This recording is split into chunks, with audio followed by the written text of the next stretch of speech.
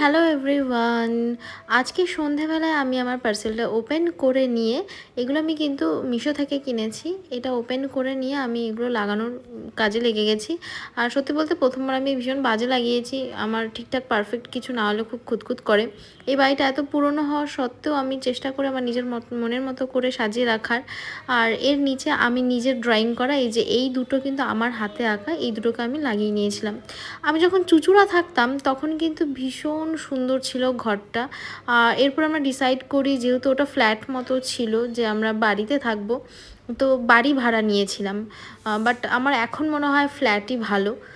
যাই হোক, সেসব গল্প পরে শেয়ার করব। আজকে রাত্রেবেলা অনেক দিন বাড়ি থেকে বেরোয়নি, ভালো লাগছিল না, তাই প্রায় রাত 11টা-12টার সময় ও আমাকে বললো, চলো তোমাকে একটু নিমাই তীর্থ ঘাট থেকে ঘুরিয়ে নিয়ে আসি।